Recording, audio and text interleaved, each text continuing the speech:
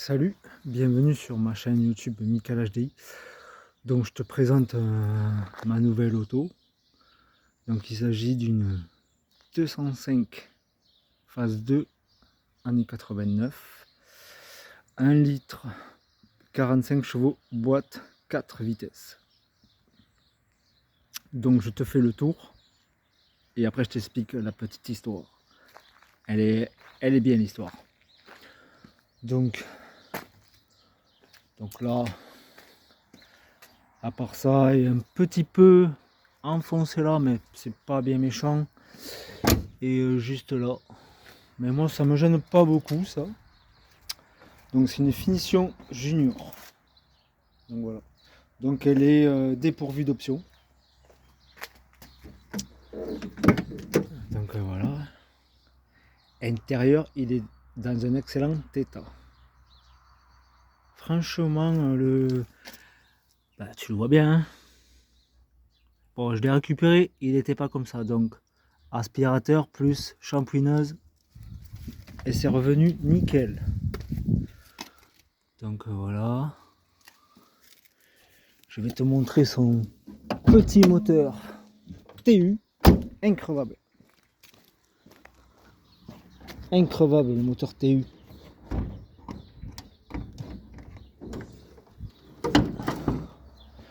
Voilà. Très fiable ça. Bon, il y a quelques exceptions où il y a des jeunes culasses. Bon, c'est voilà, c'est leur défaut. Ouais. Mais franchement, alors pour la petite histoire,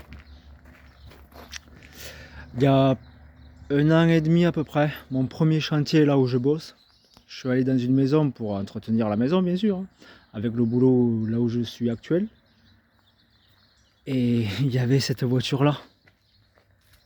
Et, et en fait, dès que je l'ai vue, je la voulais. Je la voulais. Donc j'ai dit à mon autre chef, pour l'instant on ne pouvait pas parce que la personne à qui elle appartenait, elle était décédée. Donc les papiers n'étaient pas faits, le succession, ceci, cela. Donc il y avait mon chef, mon autre chef qui était intéressé, un de mes collègues. Voilà. Donc on y est revenu il y a quoi? Il y a à peu près un mois à cette maison-là. Ils étaient en train de débarrasser la maison pour qu'elle la mette en vente, la nièce. Et quand mon chef m'a dit ouais c'est bon je l'ai acheté, nani nana, je fais oh, putain, dans ma tête je me suis dit je suis deg. Je lui fais mais alors tu l'as payé combien? Ah mais je l'ai pas encore acheté. Hein. Ah ben là je me suis dit j'ai encore une chance quoi. Donc j'ai supplié mon chef pour l'avoir en fait. Donc voilà quoi. Donc il me fait ouais c'est bon je te la laisse. J'ai un autre projet actuel. Donc c'est bon. Je suis allé le chercher avec mon voisin Johan avec ma fidèle 306. Toujours au PL. Toujours. Donc voilà, on l'a tiré. Oui, je l'ai acheté. Elle démarrait pas. Ça faisait 4 ans qu'elle n'avait pas tourné.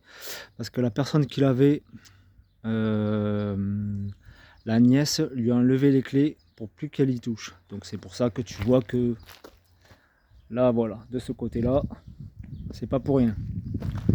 Donc je l'ai ramené avec ma fidèle 306 jusqu'ici, avec ma barre de remorquage. Donc première chose, quand tu veux remettre en route une voiture pour déceler quelle panne, tu dois commencer par déjà une nouvelle batterie, parce que la batterie qui était là, elle était HS, donc une belle batterie 84 €. Après, tu essayes. Bon, normalement, tu regardes la courroie. Après, pour savoir si ça démarre ou pas, tu mets de l'essence dans le carbu, et là tu te dis, c'est bon, ça démarre, mais ça démarre pas en continu. Donc tu te dis, soit le carbu est bouché, soit le filtre à essence est bouché, ou autre chose. Donc moi ma première chose, j'ai fait essence dans le carbu, ça a démarré. Après j'ai fait J'ai vu qu'il n'y avait pas d'essence qui arrivait dedans. Donc j'ai fait quoi? J'ai fait comme ça. J'ai vu que ça pompait pas. Donc après j'ai enlevé le filtre. Peut-être que c'était le réservoir qui était bouché ou dans les durites, hein. Donc j'ai mis une, comment on appelle ça? Avec une bouteille de l'essence pour savoir si la pompe à essence aspirait. Et là, rien ne se passe. Donc j'ai décelé pompe à essence HS. Donc j'ai eu la pompe la semaine d'après, dès que j'avais fini mon travail, ma compagne a appelé le matin, l'après-midi je l'avais.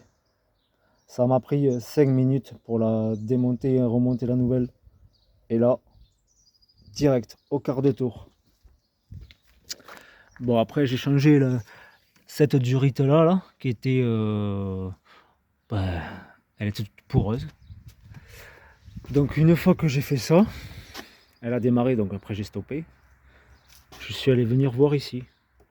Alors il faut savoir que la distrie, elle a été faite comme tu peux voir. Comme tu peux voir. Elle a 10 ans et 16 000 km. Distrie ni craquelée, ni fissurée. Elle est neuve. Et oui, à ne pas confondre avec un PureTech.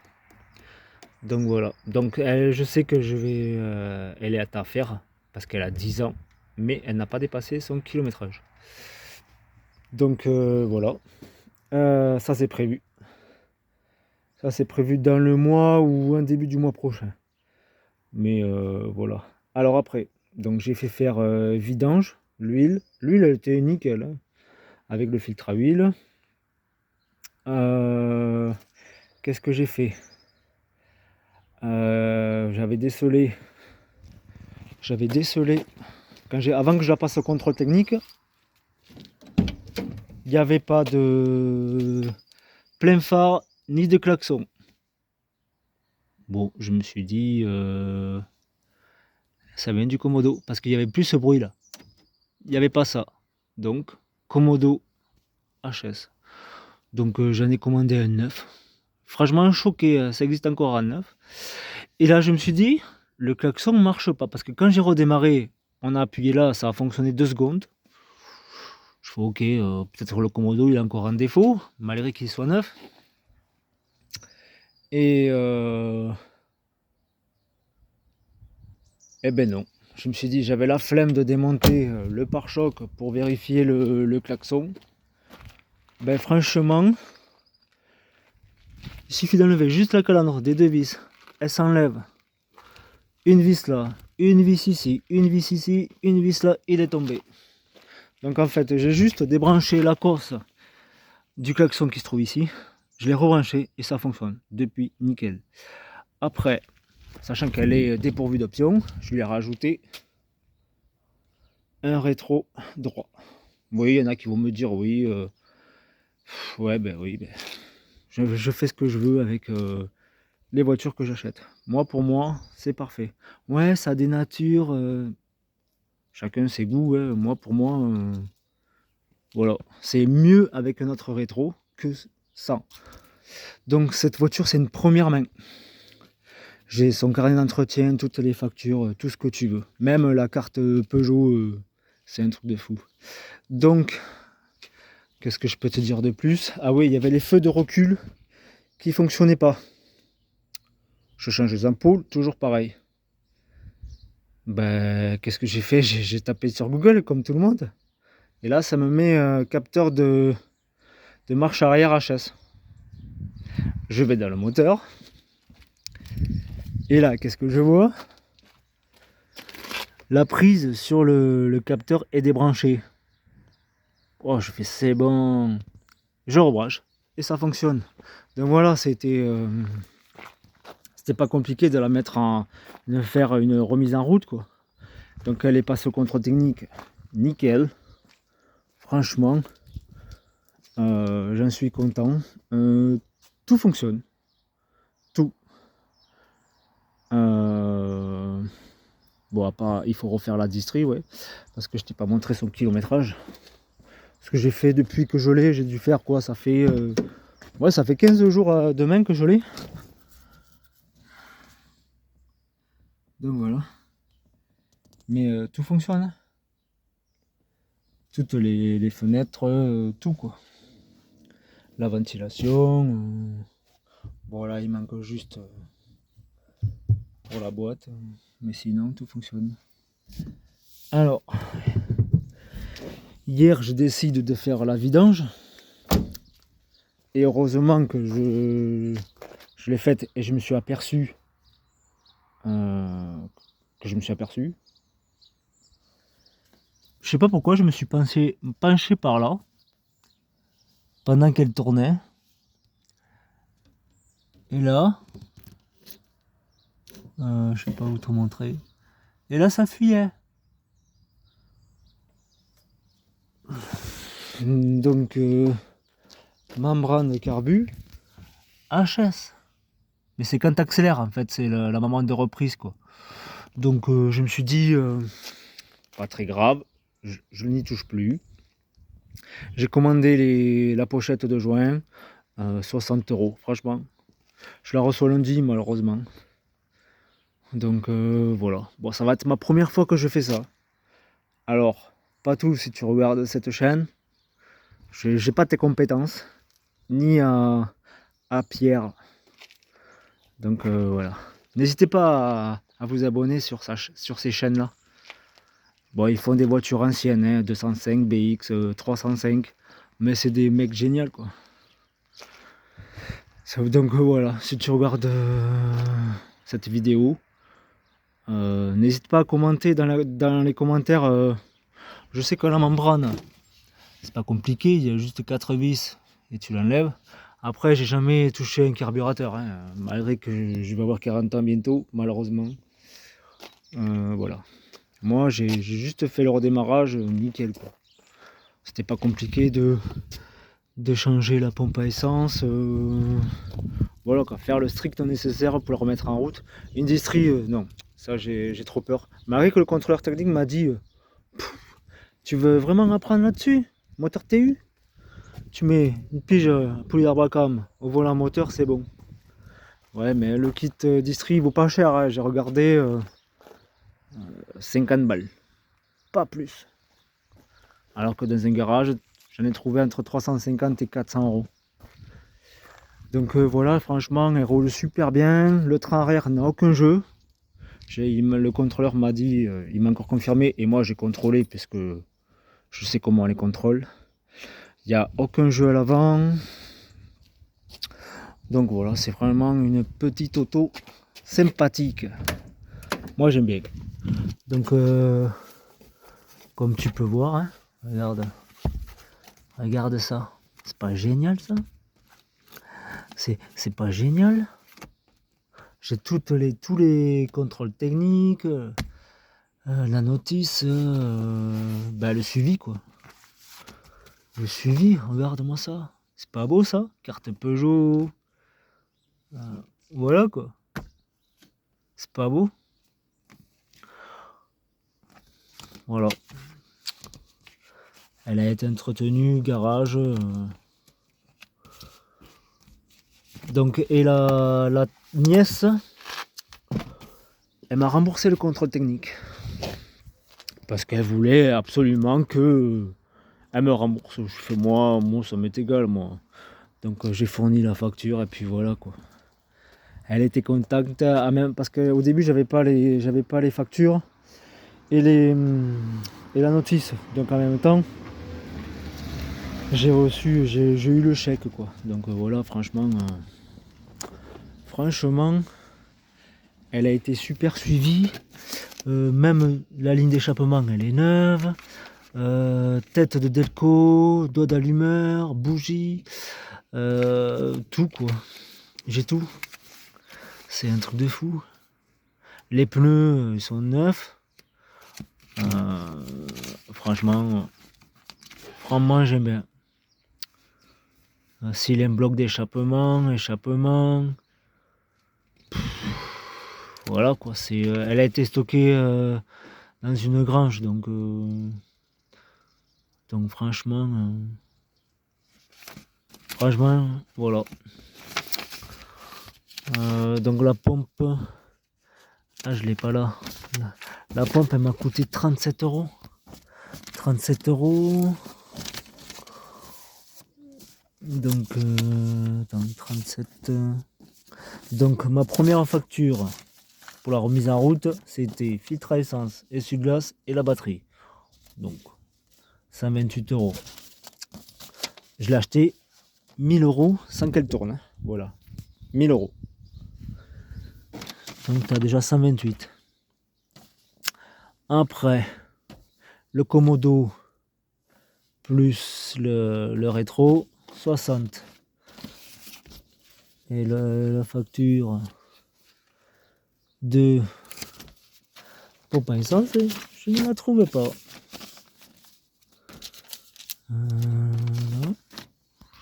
Bon, elle doit y être. Ou alors j'ai pas tout enlevé. Ouais, bref, c'était 37 euros et des brouettes quoi.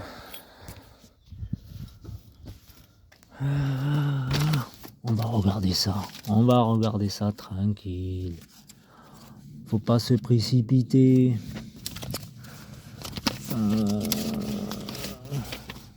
J'ai pas dû l'enlever alors. J'ai pas dû t'enlever alors. Bon après c'est pas bien méchant. Ah elle doit être là. Bah oui, sous le contrôle technique.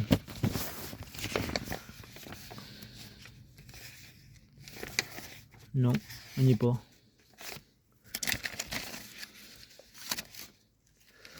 Non. Bon, c'est pas bien méchant. En tout cas, je sais qu'elle m'a coûté 37 euros. Donc voilà. Bon, je voudrais te la faire tourner, mais bon, ça fuit pas quand ça tourne au ralenti, mais ça fuit quand tu accélères.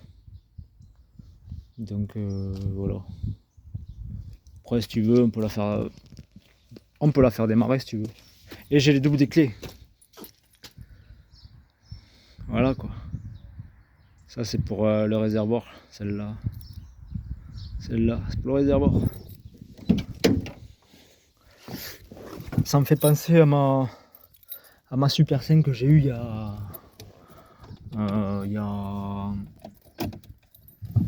7-8 ans à peu près. Starter à fond. Tu me diras s'il faut le mettre à fond à chaque fois.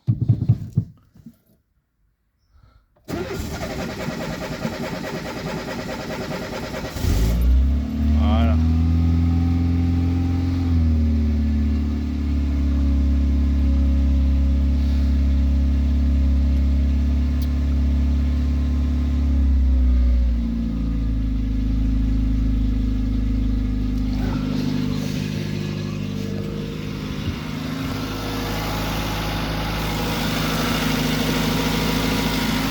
Donc tu vois quand c'est au ralenti ça pisse pas.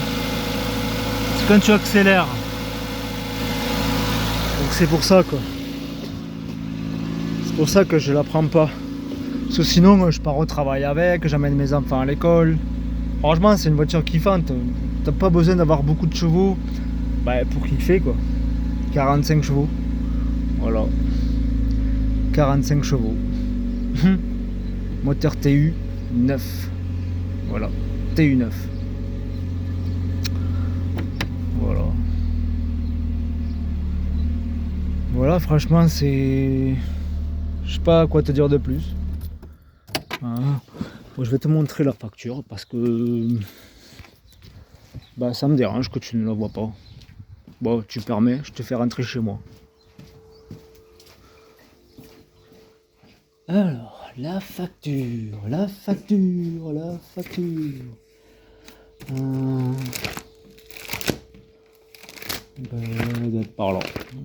être par là.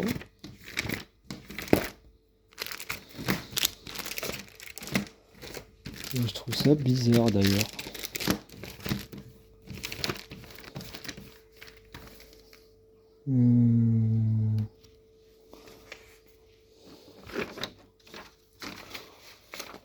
Je ne la trouve pas.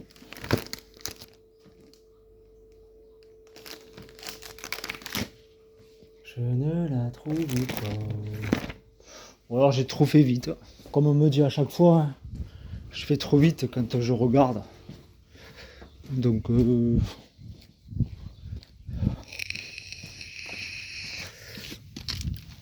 alors, on va regarder. C'est bizarre ça d'ailleurs.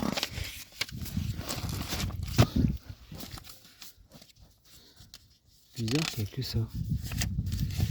Ah ben elle est là.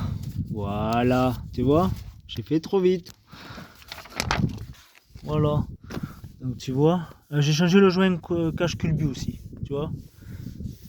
Cache-culbu. Pompe à essence. Voilà. 67 € j'ai payé. Donc j'ai fait tout ça moi-même. Franchement, parce qu'il était vraiment sec le joint. Et ça commençait à fuir. Donc voilà, ça va là. Et ça va ici. Donc voilà.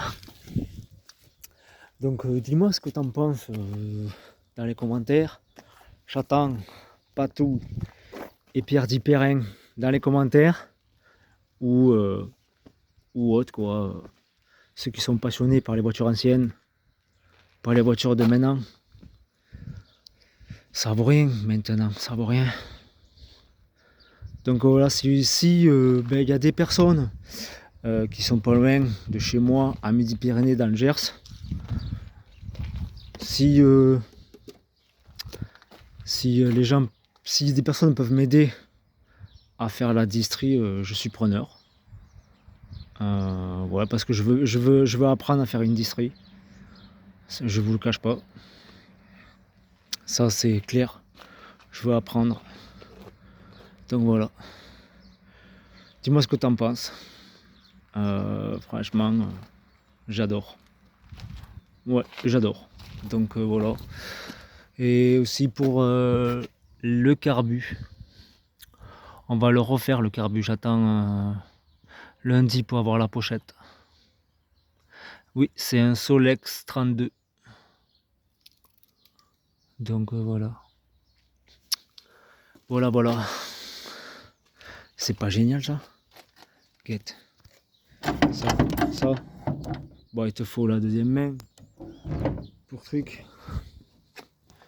Mais voilà quoi. Ouais. Voilà.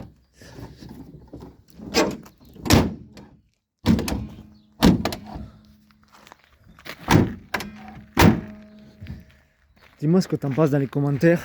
N'oublie pas de t'abonner, à liker la vidéo si t'as aimé et à partager. Donc voilà. Ouais. C'est tout ce que je peux dire. J'aime bien. Ouais. C'est pas une GTI, ça c'est clair et net. Mais on s'en fout. C'est une 205 année 89. Millésime 90. Ah, j'ai oublié de te le montrer ça. J'ai oublié. Ça à l'époque. Ça. C'est génial ça. Ça maintenant ils le font plus ça. Donc voilà. Voilà une remise en route qui s'est bien passée. Bon, c'est normal. Hein. Les joints carbu, c'est un petit peu normal. C'est pas grave. Le cache-culbu, j'ai aussi changé la durée du reniflard. C'est normal. Hein. C'est fait pour rouler. Donc voilà quoi. Du moment que le jeune culasse il est en très bon état, c'est pas grave le reste. C'est que des bricoles.